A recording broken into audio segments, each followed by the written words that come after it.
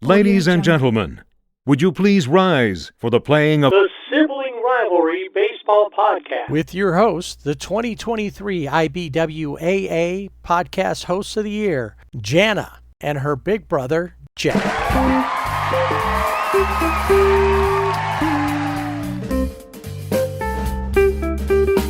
Welcome to another episode of Sibling Rivalry Baseball Podcast. And this week you get me, the little sister. Jeff is feeling under the weather, so I am here with you today. So it might be a little quick as we go through talking about the Dodgers, the Angels, and just what's happening around baseball. But first, I want to remind you that you can find us on social media, on Twitter or X, at Sibling Rivalry BB without the A, and also on Instagram and Facebook at Sibling Rivalry BB with the A. We also have a Blue Sky account. It's at Sibling Rivalry BB without the A on Blue Sky. We do have a website. I do need to update it. SiblingRivalryBB.com. There's Fanatics link. If you click that link, get yourself some gear. You help us out here at the show. And we love baseball, and we really do this because we have fun talking about it. And so we hope that you listen. And if you go on our website, click on that link. Like I said, you're helping us out as well. So we're going to start with the Dodgers this week. It's time for Dodger baseball. What can I say about the Dodgers? Well, in their first series against the Reds, they sweep the Reds. Don't expect anything less than that. They didn't fare great against them in Cincinnati, but at home, they sweep them the first game, 7-0. Emmett Sheehan on the mound pitches 7 innings and has a career-high 10 strikeouts. The bullpen, Jack Dreyer, Anthony Banda, look great. They come in, they do what they're supposed to do. They don't give up any runs. That's what the bullpen's supposed to do. In this game, Mookie Betts had a home run, and Andy Pages had 2 home runs in this game, was 2 for 3, had 4 RBIs. Even Michael Conforto in this game had a double. So that's an anomaly. So he was coming in and helping in that 7-0 game. In the next game, Kershaw Day, Dodgers win. Like I said, they sweep. So 6-3. So Kershaw gives up 1 run, but then it's been Conspirious who comes in, does not do what a relief pitcher is supposed to do. He gives up 2 runs, but the Dodgers, they end up winning. And in this game, Tanner Scott gets his 20th save of the season. And in the last game, Shohei Ohtani gets his first victory as a Dodger pitcher. He has 9 strikeouts in this game. He goes 5 innings, gave up 2 hits, and like I said, he had 9 strikeouts. So exciting to see Shohei continue ramping up those innings. Andy Pages 1 for 4 in this game. And even Michael Conforto, 2 for 4 with a home run. And I think that's the problem with Michael Conforto, is he has these moments where he gets a home run or he gets a double, and then Dave Roberts is like, well, I got to give him a chance. I got to keep playing him.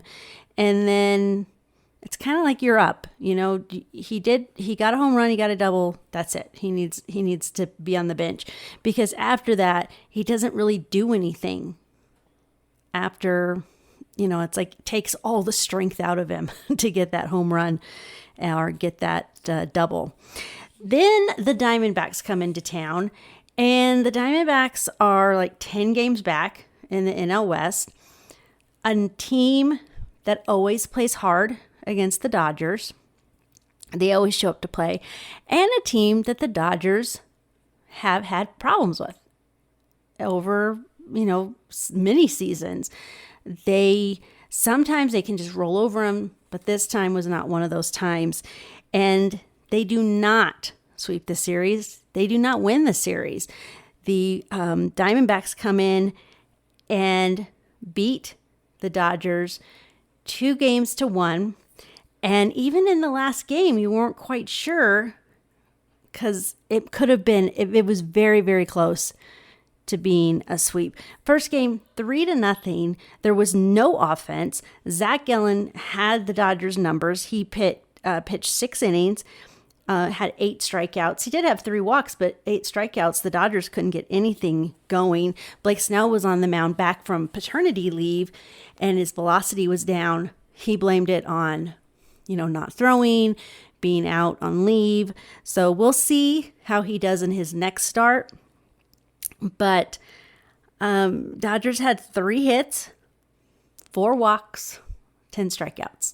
So the offense has just been so inconsistent. There's sometimes you watch these guys and you're like, did they forget how to hit? What's going on? And I know that guys have cold streaks. I know they have hot streaks. But this seems just really, it just seems off. The Dodgers seem off this season. I think at the beginning of the season, it looked promising, right? It's beginning of the season. They look really good. But as the season has progressed, they're just not the same Dodgers. This is not the same Dodger team that won the World Series. And I'm not talking about, obviously some of the guys that were on the World Series team are not any longer. Gavin Lux got his World Series ring when the Reds were in town. But you still have Mookie Betts. You still have Freddie Freeman. You still have Teoscar Hernandez. You still have these guys who are just hot or cold. And a lot of times they're just lukewarm, if that.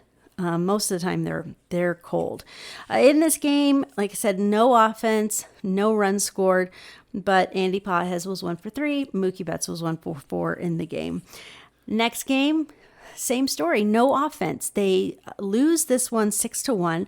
Tyler Glasnow goes 7 innings, gave up 4 hits, gave up 3 runs. He had 6 strikeouts, didn't walk anybody. I think that's a huge thing for Tyler. He has, in his starts, it seems like he has had the same number of walks that he's had to strikeouts. Very, very close, sometimes almost equal.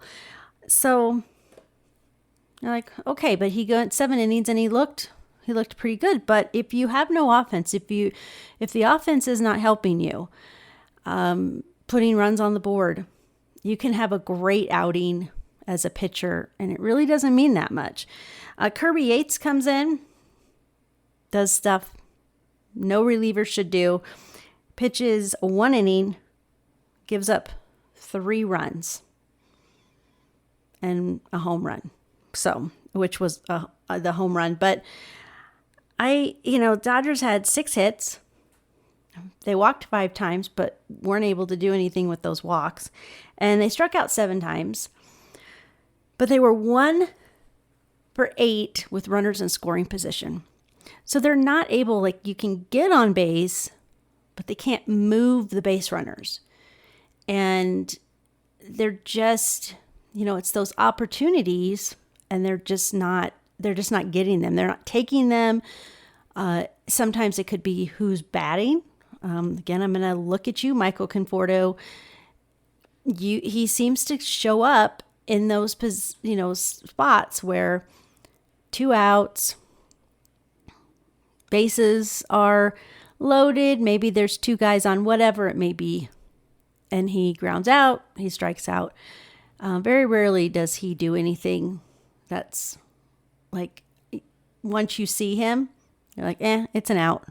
I'll take a bathroom break at this point or whatever, go get something to drink, because that just seems to be the way it is. I don't know why. So in the 3rd game, Dodgers were very close to being swept. They did come out on the board. I think they wanted to come out early, and they were ahead.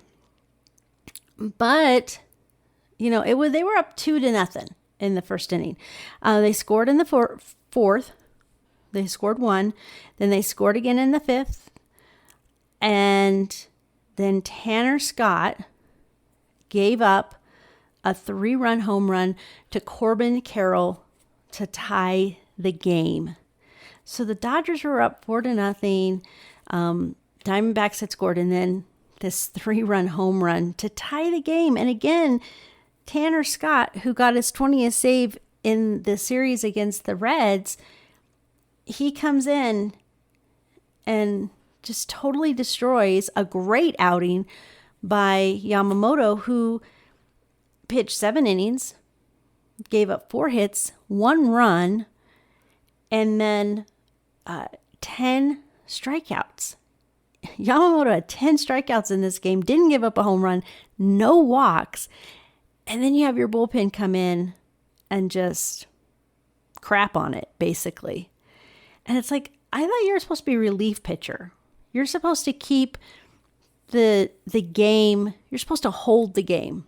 And that, I think, is the biggest problem with the bullpen. I think the offense, there's no consistency. You don't know what you're going to get from game to game. If only person we have to thank for the Dodgers winning this game is Will Smith, who had a pinch hit walk-off home run to win the game 5-4. And he has pinch hit, he has 4 since 2019. The Dodgers have 4 pinch hit walk-off home runs. All 4 of those belong to Will Smith, and all 4 of those were versus the National League West. That's a crazy stat, but I had to bring that up. Andy Pye has in this game 1 for 4. He had 2 RBIs in the game. It's like Jekyll and Hyde with this team. The Dodgers had 37 starting pitchers have held the Dodgers to 2 runs or less while tossing at least 6 innings in a game this season. And the Dodgers have won just 8 of those games. 9 of the 20 pitchers, the starting pitchers, entered the game with below average league ERAs. So in this game, in the series versus the Diamondbacks, you had Eduardo Rodriguez, who came in with a 5.67 ERA, and then Zach Gallen with a 4.94 ERA. And the Dodgers just can't do anything. And that's what's so frustrating for Dodger fans. Dave Roberts said there's a lack of focus. This is what he said. When you're playing a long season, you're defending champions, really. People are coming for you. It's hard to keep that dialed up focus every single night. That's just reality. It's human nature. It's not a lack of preparation and effort, but there has to be a point where it has to be sharpened. He also said he's a little surprised the team hasn't consistently elevated play. I'm surprised if we played the last couple of nights like it was the last game of the season, the results wouldn't be the same. We'd have to do better. He also acknowledges that the team playing down to the level of the competition is part of the problem. You've noticed that when they play teams, the Rockies are a good example. They split that series with them. I think the Diamondbacks are a good example. They're going to be playing the Pirates in coming up in a road trip. They're going to be going to Pittsburgh. Sometimes you feel like they should be. I think Angels are a good example. These are teams that they should be sweeping. They should be taking the series every time. And they haven't been because there's no consistency. There's no consistency at the plate. There's no consistency with pitching. I didn't say starting pitching overall has been good. It's the bullpen. And some nights you get, I guess you could say vintage Tanner Scott. And then you get whatever the heck he went on the IL. He comes off the IL. He looks good. And then he kind of goes back. So I don't know. It's like, are you pitching differently? Are you trying stuff out? Don't try stuff out. We don't want anything new. We want you to just pitch the way you can pitch. We want you to hit the way you've always been hitting. And I just think like the demeanor of the team, it's a very different dugout. We don't see what's going on in the clubhouse, but in the dugout, the guys are sitting together. Some guys aren't. There's just doesn't seem to be the same cohesiveness as there was last year. And I get baseball it's a long season, 162 games. I know it takes a toll. It takes a big toll on your body and mind. And it's hard to repeat and go to the World Series and win. You could, go to the World Series and not win. I mean, the Dodgers did that in 2017. Of course, that's, got the asterisks. So I don't know if that counts, but they did go in 2018. They didn't win. And they've been to the postseason and they know what it's like. And still the consistency is not there. Miguel Rojas also said that the Dodgers made a commitment, so I'm guessing this was probably on Sunday before the road trip, to lock in for the rest of the season. So he says, I feel like we made a commitment to be locked in for 25 more games plus the 20 whatever games we need to play in the playoffs. But shouldn't they have been locked in this whole season? I know you get injured. And that's the other thing. We haven't had Tommy Edman the whole season. I think he's a guy who makes a difference at the plate. We don't have that. Hopefully he's going to be coming back. Max Muncy has made a big difference. I think at the beginning of the season, we were like, what's going on with Max? But he has really come around in the second half, has the oblique injury, but looks like he'll be back at the next homestand after this road trip. I don't know what to say about the Dodgers. It's really disappointing to see this lack. There are some nights where it just seems like it's just a lack of effort, like they're calling it in. We showed up because it's our job. It's our shift. We're here to work our shift. Then we go home. I don't know. I don't know what it is about the Dodgers this year, but there's something really off. And I think Dave Roberts, who is a good manager, but I think sometimes you need to get in there. And I don't care if they're MVPs and Cy Young Award winners and relievers of the year, whatever. I think sometimes as a manager, you need to get in there and you need to yell sometimes and say, what's wrong with you? Why are you playing? Why are we playing like this? We're embarrassing ourselves. And I think that's what the Dodgers are doing a lot of times. They're embarrassing themselves and they're beating themselves. That's the biggest problem. They are letting themselves not just be beat, but they're beating themselves with bad offense and then defense as well. I mean, it's just bad. So the Dodgers are going to be headed out on a road trip. They're going to go back east. They're going to go to Pittsburgh for 3, and then they go to Baltimore. Both teams that you would think you should be able to sweep, but this is when we get traps. The Dodgers, this could be a trap for the Dodgers. I think maybe they go into it thinking, oh, we're just going to sweep them. This is who we're facing. And maybe they just don't give as much effort as they should. I don't know. I think I think they're just doing right now. If you had to give them a grade, I'd give them a D at this point. Player of the week, I'm going to go with Andy Pages. These last 2 series, he's really cranked back up offensively, and he's made some good plays in the outfield as well. Just solid ball player, happy to have him on the team. So player of the week goes to Andy Pages.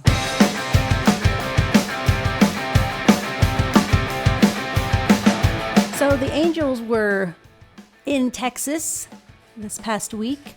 They were first at the Grill in Arlington playing the Rangers. And I think in this first game, it's like, oh, this could be positive. This could be good, right? They win 4-0 against Jacob deGrom. Zach Neto had his first inning home run on the first pitch of the game. Really sets the tone. Ron Washington is there to watch, hang out with the guys, give them encouragement. Jose Soriano, he pitches 5 2/3 innings, but looks really good. The bullpen looked good. They came in, they kept them scoreless.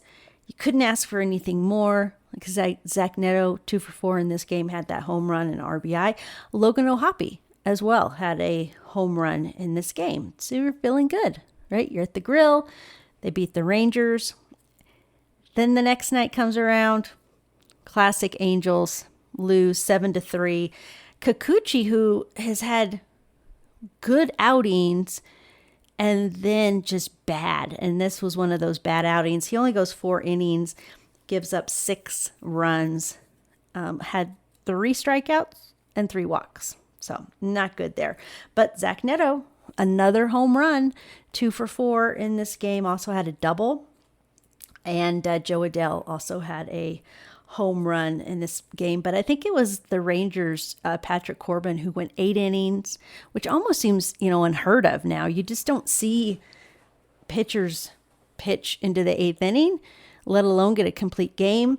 But Patrick Corbin, 8 innings pitched, no runs, and 8 strikeouts. So good game for him, bad game for the Angels. And then the third game, I don't even know if I really need to talk about it. It was bad. But Zach Neto was 2 for 4 in this game. He had a double and an RBI. Christian Moore, who has been optioned back to Salt Lake, had a home run in this game as well, but it was not enough because the Rangers, I think, had 3 run home runs in this game, and they go on to win 20-3. And the crazy thing is you had Jack Kahanowitz, who goes only 3 1/3 innings. He gave up 11 runs, 3 home runs, but then Oswaldo Peraza comes in as a position player, and he gave up less runs than the real pitcher did. He gave up 8, but the Angels had 7 hits, 3 walks, but 10 strikeouts. So yeah, you can't really do anything with a game like that when you're, being blown out. So yeah, forget about it. Head down to Houston and see what shakes out. And in this series, a little bit better. They split the series. They lose the first game, win the second game, win the third game, but lose the fourth game. And again, it was like Tyler Anderson, who didn't give up any runs, didn't look bad. But the Angels pitching staff only had 3 strikeouts in this whole game. Zach Neto was a rare 0 for 3 in this game, but it was Christian Javier who pitched 6 scoreless innings, and like I said, the Angels lose 2-0, not 10, 2-0. In the second game, they win 4-1. Zach Neto hits his 24th home run. Kyle Hendricks, who has, off and on, not great outings, but had a good outing here. 6 innings, 7 hits, only gave up 1 run, had 2 strikeouts, but no walks. So that's something. And then in the third game, Jose Soriano, who really I think has been the bright spot of the Angels pitching staff, goes 7 innings, gives up 1 hit, has 8 strikeouts in this game. Zach Neto was 0 for 5 in this game, but Mike Trout was 2 for 5. And then Oswaldo Peraza was 2 for 4. He had the home run that helped win the game. And the last game, Kikuchi pitched, but not a great outing. Another not great outing for Kikuchi. So, I don't know. Maybe the Angels and the Dodgers are more similar than we think, especially this season. Zach Neto, 1 for 4, had a home run, and then Joe Adell was 2 for 4 and had a home run. So again, you look at these stats, and when you look at the Dodgers, it's like Andy Pages, Mookie Betts has been stepping it up, but it's always, 2 or 3 players. In this case, a lot of times it's Zach Neto, but Taylor Ward, has come in and helped as well, and Joe Adell, who has really stepped it up and playing really well. In this series, Taylor Ward took a really nasty hit to the fence. That there's a scoreboard where the Astros play, and it has a fence across it, and he just smacked it and had to get stitches, but was made it through the concussion protocol, didn't have a concussion, so he'll be able to play. But sometimes you wonder about the designs of ballparks and why they put fences in a Major League Baseball ballpark. There should be some padding out there, definitely. And the funny thing is that the night before, Joe Adell said that he and Taylor Ward were talking about that fence. Like, you got to watch out for it. How do you kind of avoid it? What do you need to do? And unfortunately, it was just one of those plays where Taylor Ward could not avoid it. Looking at the Angels in particular, wanted to look at Tyler Anderson. He was a Dodger, hadn't looked great, became a Dodger, and his stock value went up, and then he signed with the Angels. Since he signed with the Angels, he's played 84 games. He has a 4.53 ERA, a 5.02 fielding independent pitching. So that's pitchers' effectiveness based on events within their control. And then his expected fielding independent pitching is a 5.21. So he's doing a little bit better than is expected. And then he has a 2.6 WAR, which is WAR wins, which is wins above replacement.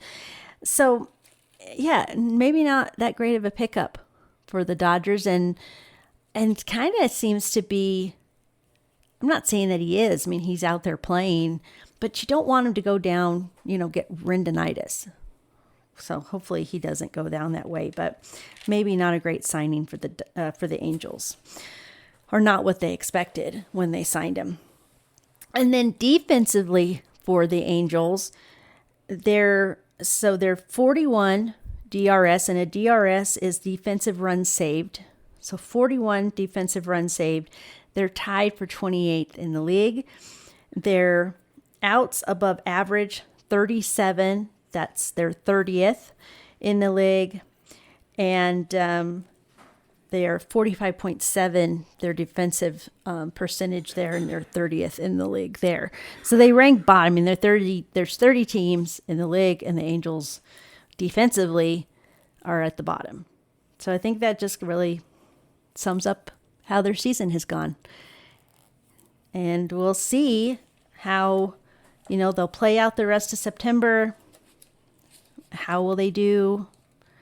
They have these moments of greatness. Will Zach Neto continue his, doing what he's going to do as far as at the plate and defensively? Hopefully he doesn't get, that big head, because it seems to be swelling. And then Mike Trout. When is Mike Trout ever going to get number 400? Because it almost seems like it may not happen this season. He's running out of time. So my player of the week, I don't think it's any surprise. It's got to be Zach Neto. Even in those 0 for 5 or like 0 for 3 games, in those, he still overall has been the consistent leadoff for the Angels. So I'm going to go with Zach Neto for Player of the Week. The Angels are going to be in Kansas City and then back home versus the Athletics. So we'll see how they play, if they can battle the Athletics and not be at the bottom of the league.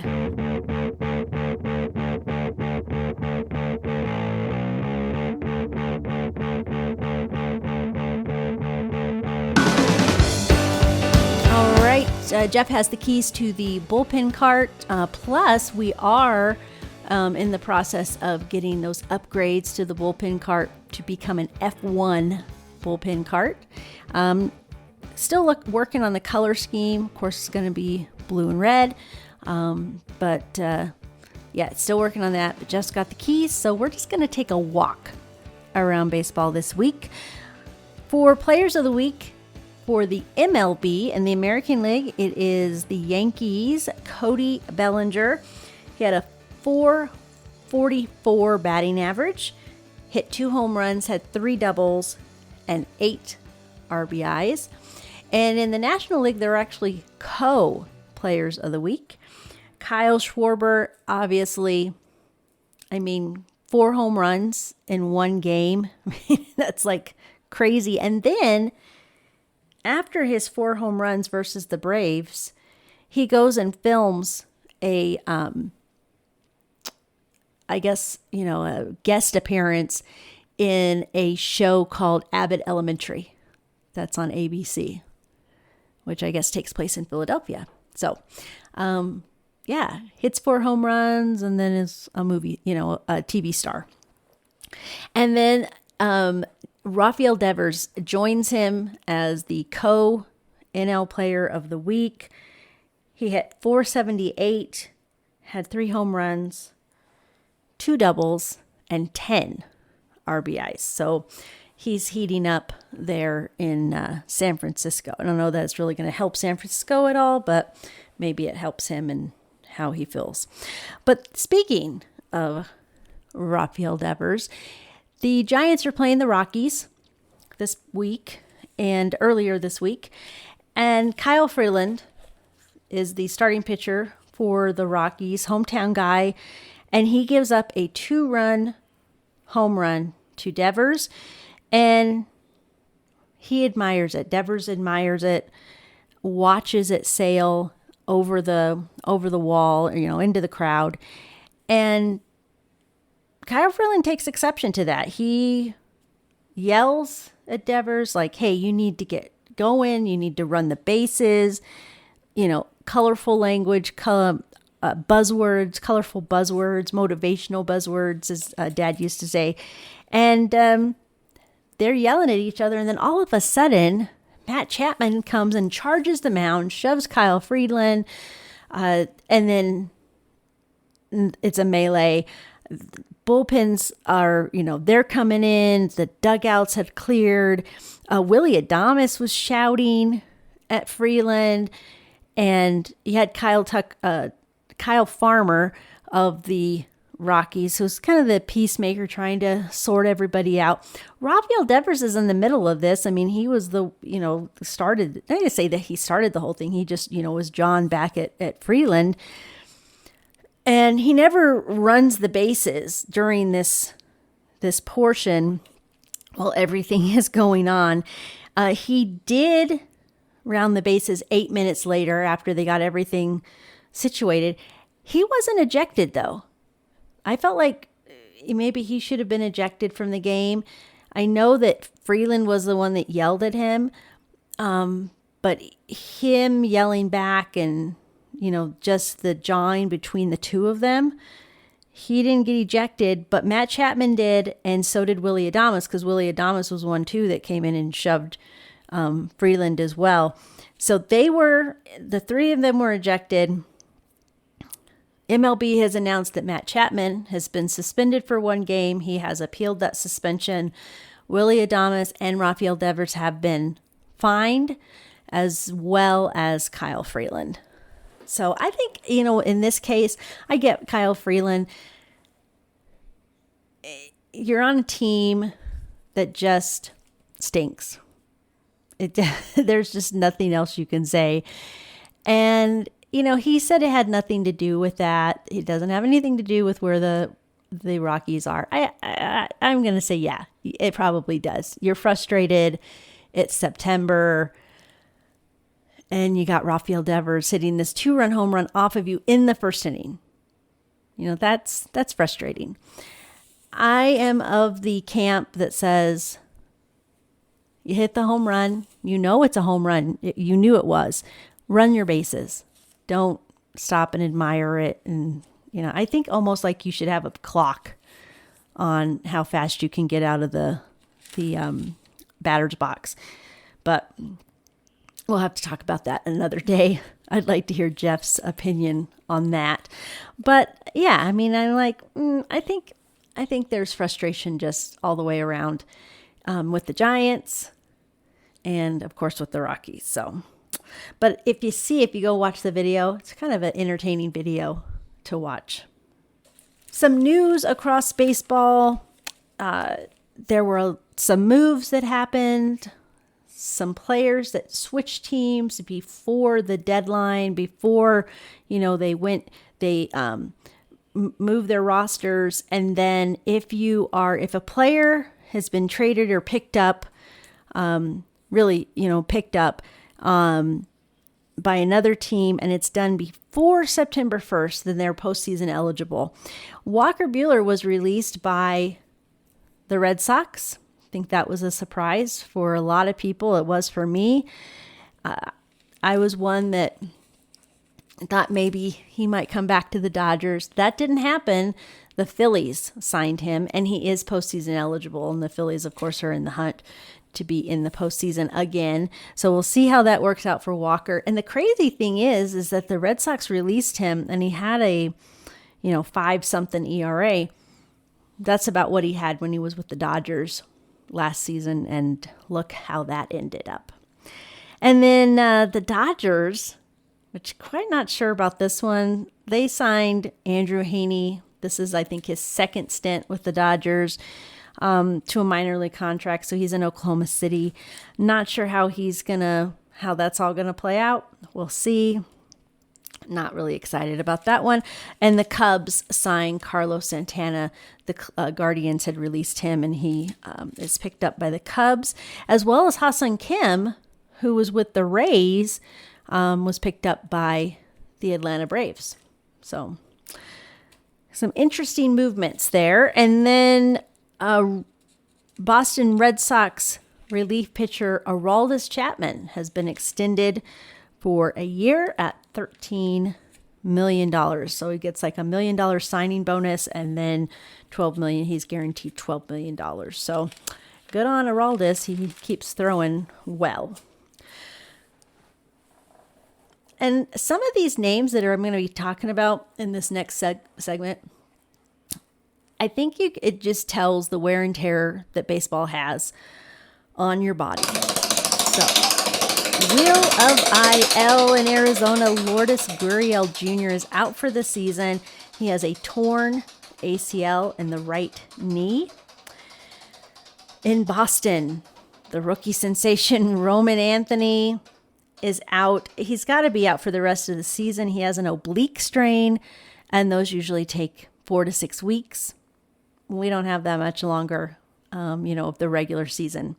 So I'm going to say he's probably out for the rest of the season. The White Sox, I almost was like, do we care about the Chicago White Sox and if they have players on the IL or not? But Miguel Vargas is on the 10-day IL with a left hand sprain. And then Luis Robert Jr., really haven't heard a lot of him this season. What he's doing, he's been on the IL here and there. He's back on the IL with a grade 2 hamstring strain, and probably, I would think, is probably going to miss the rest of the season as well. In Houston, the Astros put starting pitcher Spencer Arrighetti on the 15-day IL with right elbow inflammation.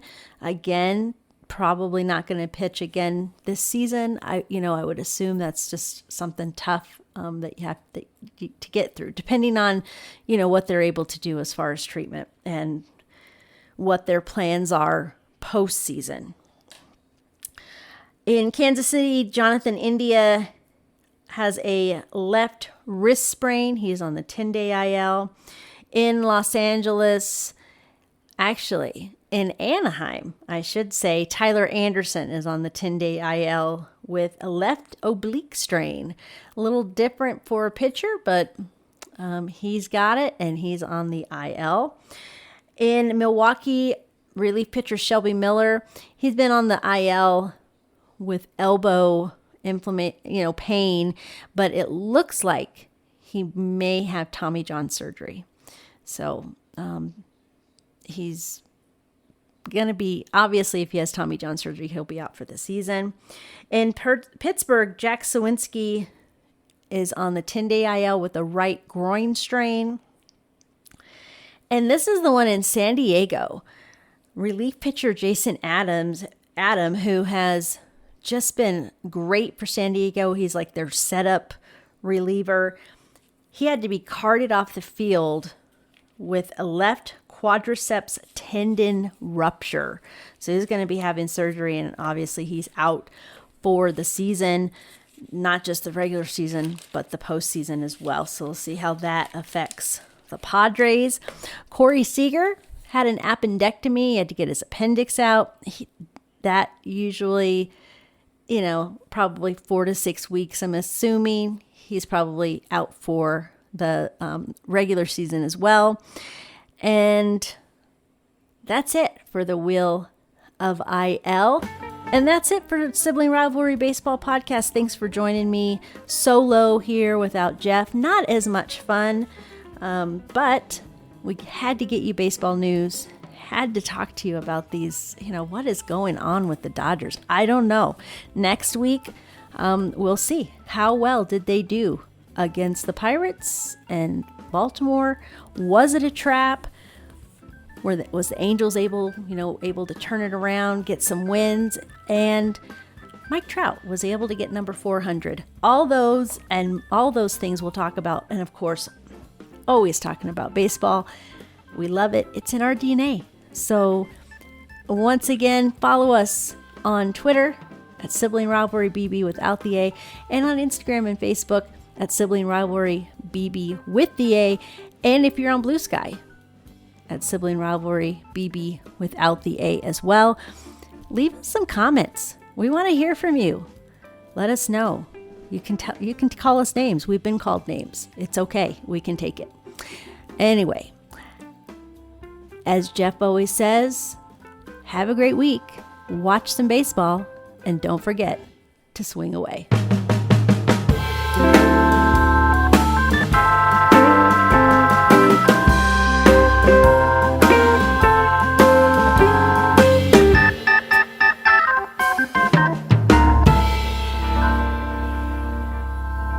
You're